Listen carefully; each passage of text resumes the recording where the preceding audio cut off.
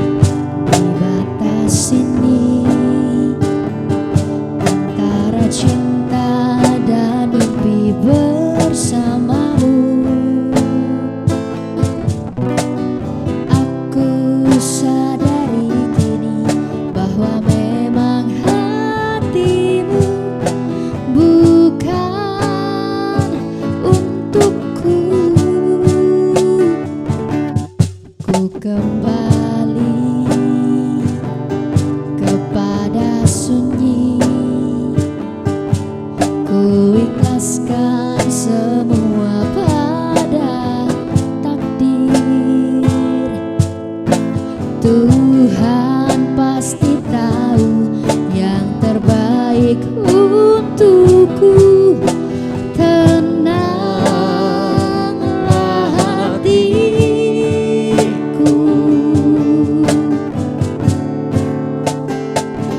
Tegarlah diri, walaupun perih, berjalanlah lagi sejauh mungkin, hingga suatu hari nanti pasti bertemu dengan hati yang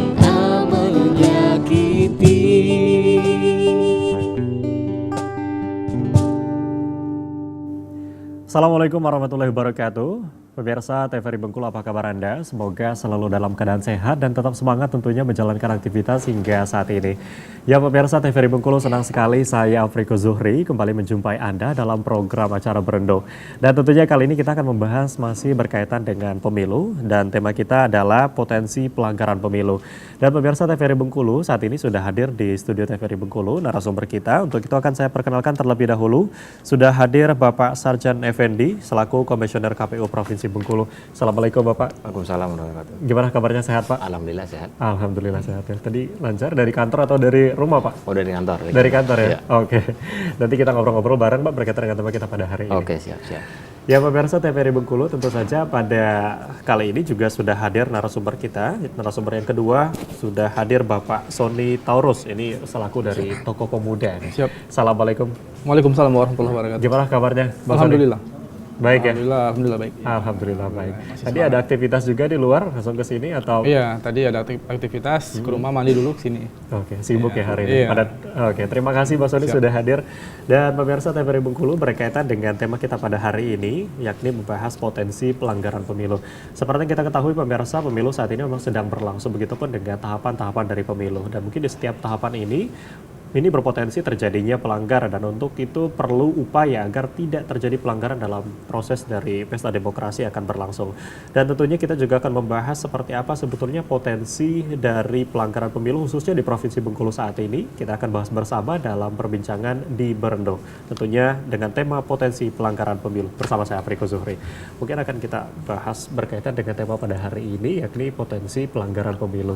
Kalau kita bicara potensi ini pasti akan ada potensi ya, apalagi kalau misalnya kita melihat saat ini tahapan sudah berlangsung gitu ya untuk tahapan-tahapan. Mungkin sebelum kita membahas potensi, kalau tahapan saat ini sebenarnya ada tahapan apa Pak? Mungkin dari KPU yang lebih. Oke. Untuk tahapan yang sedang kami kerjakan saat ini ada dua yang sedang berjalan. Yaitu yang pertama adalah pemutahiran data pemilih. Saat ini kita di KPU Kabupaten sedang penyusunan DPS HP akhir untuk bahan penetapan DPT oleh KPU Kabupaten Kota. Dan juga KPU Kabupaten Kota sedang melakukan analisis kegandaan terhadap DPS HP tersebut. Dan juga sedang berlangsung tahapan adalah verifikasi administrasi persyaratan bakal calon, baik itu DPRD provinsi, DPD Dapil Bengkulu, dan juga DPRD kabupaten kota di seluruh wilayah kabupaten kota seprovinsi Bengkulu. Oke, berarti kalau kita melihat saat ini untuk tahapan sudah masuk dalam verifikasi gitu bagi calon legislatif itu sendiri. Iya, betul. Oke, nah mungkin kalau kita bicara soal tahapan, seperti yang saya sampaikan sebelumnya, pasti di setiap tahapan ini pasti ada potensi juga gitu ya, akan terjadinya pelanggaran. Dan biasanya ada bentuk pelanggaran ini banyak sekali bentuk-bentuk pelanggaran yang mungkin bisa terjadi gitu. Kalau melihat dari potensi sendiri sebetulnya untuk di pemilu khususnya di 2024 nanti, kalau melihat potensi seperti apa potensi yang mungkin bisa terjadi kemungkinan? Jadi berkenaan dengan pemilu 2024 ini, hari pemungutan suaranya kan 14 Februari 2024, masih cukup jauh seperti itu. Berkenaan dengan semua tahapan, kami selaku KPU Provinsi Bengkulu ini memastikan bahwa semua tahapan itu berjalan sesuai dengan aturan. Jadi berkenaan dengan saat ini tahapan pemutaran data pemilih, kami memastikan bahwa semua tahapan mulai dari coklit sampai dengan DPS, DPS-HP, DPS-HP akhir sekarang, dan insya Allah akan ditetapkan DPT nanti di rentang 20 sampai dengan 21 Juni ini, semua pastikan bahwa harus berjalan sesuai dengan aturan. Begitu juga dengan berkenaan dengan kemarin pengajuan bakal calon, dan juga saat ini sedang verifikasi administrasi bakal calon. Kita memastikan bahwa tahapan ini harus berjalan sesuai dengan tahapan, dan juga memastikan bahwa setiap tahapan ini telah sesuai dengan peraturan perundang-undangan yang berlaku. Oke, benar. Artinya memang dari KPU melihat bagaimana proses tahapan ini bisa berjalan dengan baik sesuai dengan tahapan yang berlaku itu tadi. Oke, mungkin kalau dari Bang Sony sendiri melihat untuk tahapan dari pemilu ini sudah mulai berlangsung gitu ya. Mungkin melihat dari kacamata orang awam gitu atau melihat dari masyarakat umum juga, melihat pemilu di 2024 ini sebetulnya seperti apa? Ya, kalau kita melihat dari kacamata kita ya, dari luar ini kan, dari pemuda lah ya, kira seperti itu kan, dari masyarakat, bahwa pemilu 2024 ini adalah pemilu yang serentak ini kan. 2002 kita belajar, kalau bicara potensi kita belajar ke yang ke belakang ini kan. Pada tahun 2019 ini kan serentak juga. Dan yang mungkin menjadi evaluasi bersama itu bahwa pada tahun itu banyak anggota KPPS yang meninggal. Bahkan yang data di media yang saya baca itu ada 500 lebih yang meninggal KPPS, dan ada 11.000 lebih yang sakit. Nah, dalam artian ini kan pasti sangat terhubung dengan beban kerja. Nah, kita lihat yang penyampaian dari Bang Sarjan tadi, bahwa memang tahapan itu harus sesuai dengan jadwalnya, itu semestinya. Dan terkadang proses inilah yang membuat ya, kita kalau argumentasi mungkin bisa, tapi di lapangan teman-teman yang di bawah, mungkin Bang Sarjan lebih paham kan, bahwa bukan main sibuk dan stresnya itu kan ketika proses pemilu itu kan, mulai pemilihan, mulai dari awal pemilihan sampai menggiring suara seperti apa itu kan. Nah, inilah yang harus diantisipasi itu kan, antisipasi jangan sampai terulang lagi ini kan. Nyawa 500 itu kan bukan sedikit kan. Kita satu orang meninggal itu kan bukan main. Ini udah 500 ini kan meninggal manusia ini kan. Dan 11.000 yang sakit ini kan luar biasa. Ya, artinya kalau kita melihat dan juga berkaca dari pemilihan sebelumnya, gitu, selain kita memastikan bahwa proses ini berjalan sesuai dengan ketentuan, sesuai dengan tahapannya, tetapi juga mementingkan gitu bagaimana keamanan dan juga keselamatan dari para anggota ini tadi gitu ya. Karena mungkin jangan sampai hal ini bisa terjadi kembali. Nah, sebetulnya untuk memastikan hal ini, jangan sampai melihat mungkin dari tahun sebelumnya yang 2019 kemarin, apakah sudah ada mungkin upaya yang mungkin akan dilakukan di tahun ini agar hal itu jangan terjadi lagi gitu. Mungkin dari KPU seperti apa? Jadi betul bahwa kita belajar dari pengalaman 2019, betul yang katakan oleh Bang Sony kan, bahwa karena kelelahan yang waktu pemungutan dan penghitungan suara yang lama waktu itu kan. Jadi dalam hal penulisan salinan yang lama ini, C1 dulu tuh yang lama. Jadi memang betul bahwa kemarin di 2020 di Pilkada, KPU kan sudah mengatur bahwa umur maksimal seorang KPPS sudah diatur. Nah, nanti dalam pemilu 2024 ini kami belum tahu bagaimana aturan untuk mengenai rekrut KPPS tadi. Tapi kami telah menyampaikan bahwa berdasarkan pengalaman kita kemarin bahwa untuk di 2024 kita menyampaikan permasalahan di 2019 yang lalu, bahwa nanti mungkin akan dicarikan solusi oleh KPU RI berkenaan dengan bagaimana berkenaan dengan SDM-nya, terus bagaimana dengan teknis kerjanya nanti di TPS yang nanti akan meminimalisir bagaimana supaya tidak terjadi korban seperti yang 2019 yang dulu. Ini kami meyakini bahwa usulan-usulan yang kami sampaikan terhadap teknis yang terbaik untuk menjaga supaya tidak terjadi hal-hal yang tidak diinginkan ini mungkin akan diakomodir oleh KPU RI ini sebagai pembuat regulasi.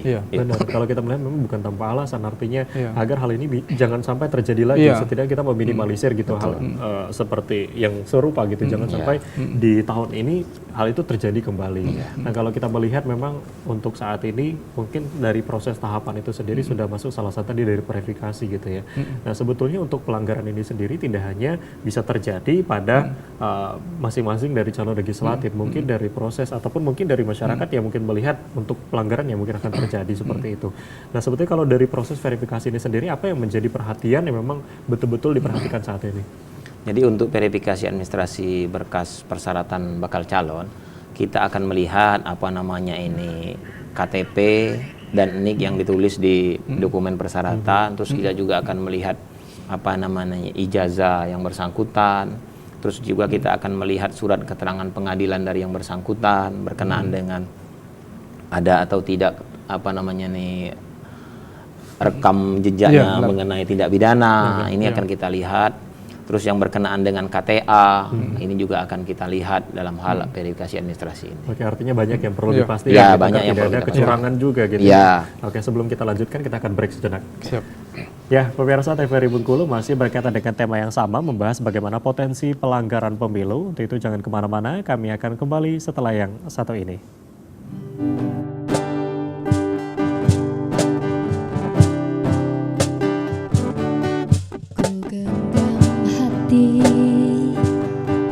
Dan sakit ini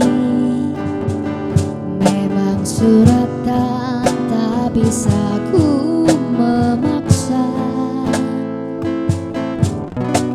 Tuhan pasti tahu yang terbaik untukku.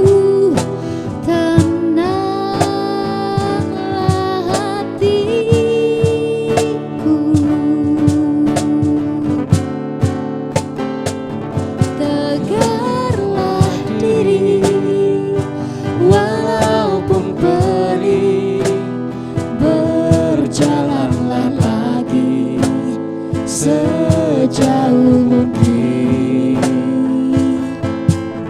hingga suatu hari nanti pasti bertemu.